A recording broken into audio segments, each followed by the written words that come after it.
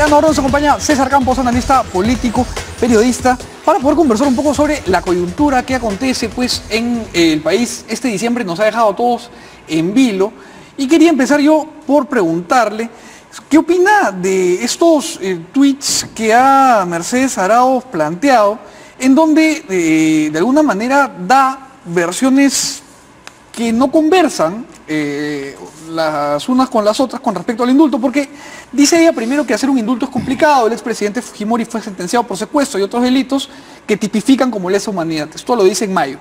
Luego tenemos otro tuit que dice: si el presidente Pedro Pablo Kuczynski diera el indulto, tendría problemas serios con nuestros compromisos internacionales. No es el camino adecuado. Este es el 8 de mayo. Luego dice: terrible episodio el 5 de abril que acabaron con la democracia. Esto es el 29 de mayo. Y luego dice: un terrible episodio del saqueo moral del país con el fujimorismo, ahora lo quieren repetir a través de la dinastía. Y esto es del 29 de mayo. Y de alguna manera esto se desdice con lo que hemos escuchado recientemente. ¿Cómo ve usted esto? Ante todo, felicitarte, Mijael, por este programa. Muchas gracias. Este espacio que me parece que está muy interesante. Mira, yo lo veo de esta forma. Una expresión de Mercedes Arauz en mayo es la de una parlamentaria, la de una congresista. Una expresión posterior de Mercedes Arauz como presidente del Consejo de Ministros, pasaron demasiadas aguas debajo del puente. Y entre ellas algo que ha señalado en una muy buena crónica Ricardo Uceda el día de hoy en el Diario de la República. Dale. Que habla de, y además coincide con lo de Cecilia Valenzuela, alguien que también ciertos sectores del país han querido ningunear y enfrentarse y pecharla, y que tienen ambos razón de alguna forma. Este es un proceso que se ha iniciado desde el mes de septiembre y octubre, ¿no es cierto?, donde se ha puesto sobre la mesa un debate, incluso con los más grandes juristas del Perú. Si es cierto, como yo le creo a Ricardo Uceda, que siempre me ha parecido un periodista de investigación muy serio, se convocó a José Ugaz para que sea ministro de Justicia, nada menos que presidente de Transparencia Internacional, un procurador que fue bastante riguroso contra el fujimorismo, para consultarle sobre el indulto humanitario. Y él se manifestó de acuerdo siempre y cuando se cumplieran ciertas condiciones. Quiere decir que estaba esto en debate. De tal manera que lo que opine Mecha Arauz, para mí, en el mes de mayo, es la opinión de una congresista que quieren ahora, me parecen sectores interesados, contraponerla con la señora Mercedes Arauz, que es presidenta del Consejo de Ministros, y repito, con un debate que se ha agilizado gracias a la intención del gobierno de indultar humanitariamente a Alberto Fujimori. Ahora, con respecto a esta intención, César, yo tengo una duda. Y es que efectivamente son varias las pruebas y varias las personas que están muy metidas en el mundo de la investigación periodística quienes sustentan que el proceso ya venía gestándose. Así es. ¿Correcto?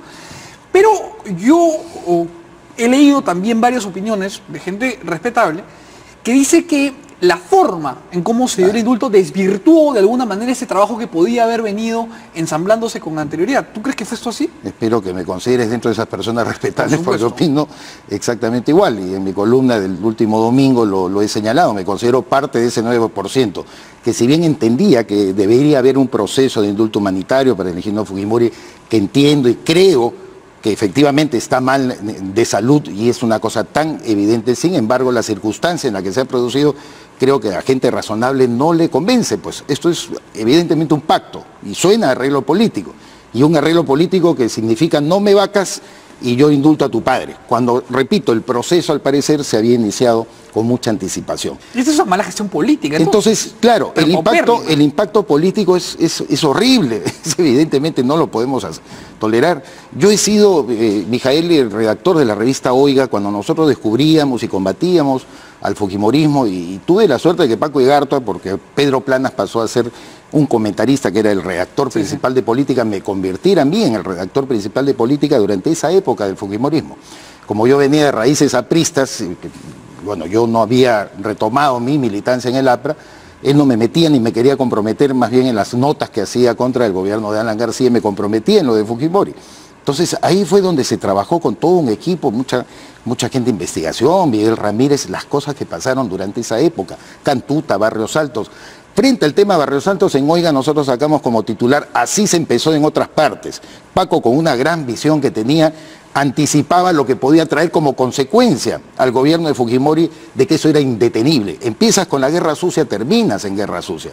Lo de la cantuta fue igual, que Ricardo Uceda, precisamente al frente de la revista Sí, en ese momento encabezó también una investigación que lo secundaron las revistas Caretas y Oiga. De tal manera que yo sí me siento comprometido, incluso generacionalmente, en la condena moral y condena política a todo lo que eso eufemísticamente ha llamado el presidente Pedro Pablo Kuczynski errores o excesos. Fueron delitos, fueron sancionados. Ahora, en esta etapa, yo he escrito en mi última columna en Expreso, no creo que debamos mordernos la cola. Si vamos a estar en el plan, como ha dicho Urresti, de estar polarizando al país, ¿a dónde vamos a conducir esto?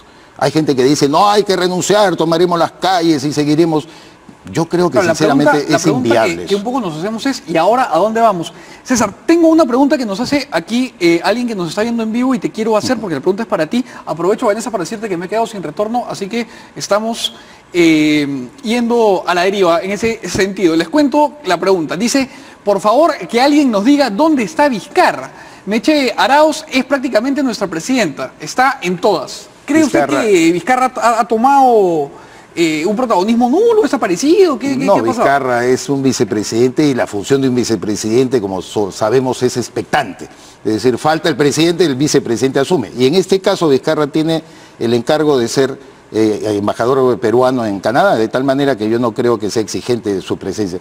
Yo entiendo que hay muchas sospechas, no sé, yo como periodista y viejo periodista, ya tengo 40 años en esto, Mijael, creo que aquí alguien está tratando de cargar las tintas con Meche Arauz. Te lo digo con sinceridad y al ver, al margen de las contradicciones que le descubran y las cosas que evidentemente puede decir en otra línea distinta a lo que ella había afirmado Mercedes Arauz. Pero creo que aquí hay algo que está detrás. Contra ella. Por supuesto, ¿no? Me parece raro porque he estado leyendo las redes, o sea, los ataques vienen de una manera simultánea, como diciendo, tú eres la responsable. Para mí, además, el responsable de todas las negociaciones y las cosas como la hizo en función al tema de la vacancia fue Fernando Zavala, como lo ha dicho o lo ha aceptado el propio entorno del presidente Pedro Pablo Kuczynski, ¿no? Y Zavala, ¿dónde está? Tendríamos que preguntar también, ¿no es cierto? Si algo tiene que ver con el tema del indulto, así como tuvo que ver con el tema de la vacancia. Ahora, dentro de esta polarización de la que bien César nos has hablado, que de hecho estamos sufriendo todos los peruanos, en donde hay voces alisonantes en extremos radicales que creo que no le hacen ningún bien al debate, había un consenso, creo yo, en discutir por lo menos la posibilidad del indulto humanitario. Exacto. Hay quienes estaban en contra, quienes estaban a favor, pero había una mesa en la cual se podía conversar. Pero de alguna forma esta vacancia, que también fue un proceso rarísimo, que terminó desencadenando quizá con precocidad el indulto, le ha quitado pues las patas a la mesa, porque hoy día la gente siente que ha sido un trueque y que el presidente ha utilizado una prerrogativa constitucional como una moneda para un toma y daca que no necesariamente ha respondido a los intereses que corresponden, que es la humanidad, ¿no? y la integridad del presidente Fujimori, sino más bien a su propio rédito político. Claro, la convergencia de dos procesos políticos que han sido además vertiginosos, ¿no? Porque todo se ha demorado prácticamente en menos de un mes. En 30 días teníamos la vacancia encima y en 30 días tuvimos también en el sagrado mes de diciembre, último mes del año 2017, el tema del indulto. Entonces yo creo que ese sentido vertiginoso del proceso no nos ha permitido mirar adecuadamente qué era lo que estábamos jugando en este sentido. En perspectiva, dice. Claro, Ricardo Uceda, en lo que señala el día de hoy, la expresión del presidente Kuczynski ante la gente que reunió el 24 de diciembre, al momento que concede el indulto, entre ellos los parlamentarios que renunciaron, Vicente Ceballos, Alberto de la Unde y Gino Costa, fue que en cualquier momento que lo hubiera hecho, siempre le iba a caer los palos que en este momento le están cayendo. Siempre era Pato Gallareta, le iba a caer pero con todo. De hecho, mezclarlo con el tema de la vacancia, para mí ha significado un error político. Reitero. Va a ser dinamita, ¿no? Claro, pero nos seguimos mordiendo la cola, repito. O sea, vamos a seguir en esto, decir que malo, ¿cuál es la salida? ¿Qué es lo que tenemos que entender como visión y como horizonte? ¿Se salva o no se salva? La pregunta debería ser eso, el gobierno de Pedro Pablo Kuczynski.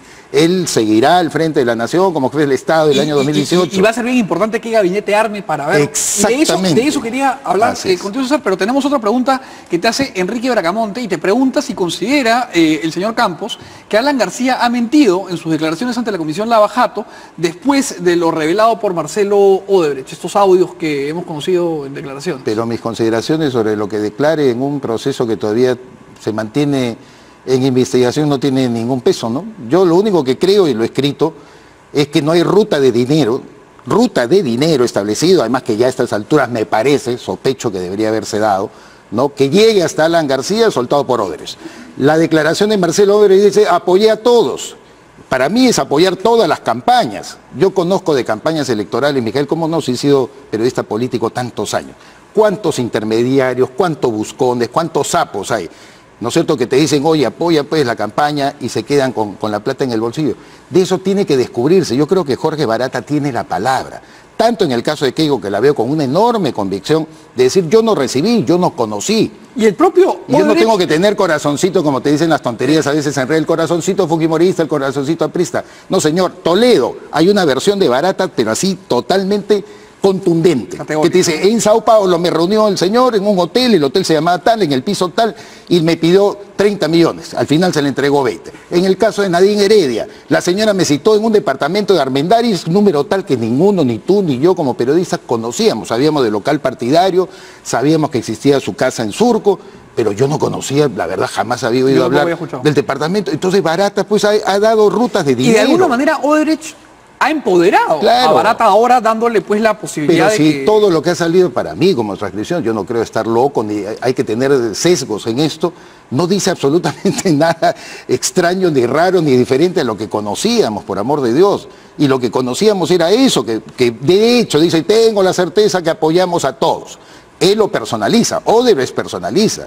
Pero yo lo coloco como que es un apoyo de campaña. Hoy día Lourdes Flores, en la mañana en RPP, ha dicho, yo desconozco si es que incluso pudo haberme apoyado a mí la compañía Odebrecht. Lo que pasa es que no conozco de la finanza, porque generalmente un candidato presidencial no está mirando el 1, el 2, el 3, el 4 mil soles, 5 mil, 50 mil que le están dando, salvo los interesados en, como te digo, quitar una alita de ahí. Y a veces eran 3 millones. Y quedarse, y 3 millones como recibió Nadine Heredia, y que ahora está involucrada en un proceso de lavado de activos, porque no fue como quieren hacer algunos amigos de ella, hacer aparecer no, pero es que como fue colaboración de la campaña, todo lo destinó a la campaña. En fin, temas así de esa naturaleza, por lo menos hay rutas de dinero y versiones contundentes, Mijael. El día que exista una sola, contundente, contra Alan García se compró el carro, se compró la casa, lo aprovechó para un viaje, o Keiko Fujimori también, qué sé yo, se dio un viaje de placer a Europa con su esposo, con la plata de Odebrecht, ese día comenzaremos pues a decir, señores, tienen que responder. Ya ha pasado un año, nadie da, repito, una ruta de dinero que los comprometa, por lo menos en la medida en que se ha comprometido. Toca esperar a ver qué dice Barata, ¿no? A ver por supuesto, yo creo que Barata va a decir cosas muy interesantes e importantes. Sin duda, y ojalá se traiga abajo a todos los que hayan participado de ese chanchullo asqueroso que ha sido la corrupción que nos ha gangrenado en los últimos años. César, el gabinete que se va a armar, este gabinete que Pedro Pablo Kuczynski ha rotulado como el gabinete de la reconciliación, ¿cómo crees que tendría que conformarse? ¿Crees que tendría que ser un gabinete con fuerzas de oposición, con fujimoristas que lo integren, a pesar de que ellos han dicho que no quieren estar? ¿Cómo crees que ese gabinete podría sumar a un proceso de gobernabilidad y de efectiva reconciliación? Porque la reconciliación creo que no solamente se da nombrándola, ¿no? Creo que hay que empujar hacia eso. Primero hay que hablar de eso, de la reconciliación. ¿Cuáles son las bases de la reconciliación? Estamos viendo el impacto negativo que ha tenido, por lo menos para un sector del país que apoyaba a PPK. No digo que sea el sector del país al cual siempre tiene que estar escuchando, ni oyendo, ni recibiendo sus consejos, ¿no? Pero era un importante sector del país al cual le dio la espalda.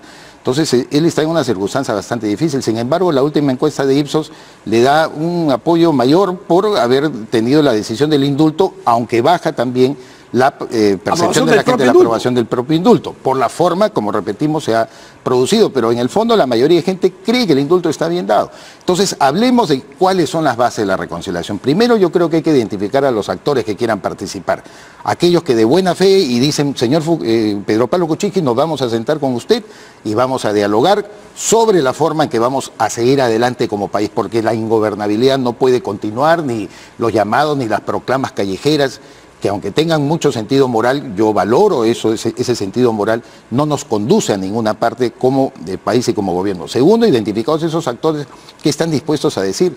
Tercero, la exigencia del gobierno, que me permití decírselo a un ministro de Estado, que conversé con él hace poco tiempo, le dije, oye, ¿ustedes por qué no negociaron siquiera con Alberto Fujimori, que en vez de decir que había defraudado al país, ¿no?, imitando a Richard Nixon en la famosa entrevista a David Frost del año 77, donde él quiso limpiarse también de sus delitos y sus crímenes?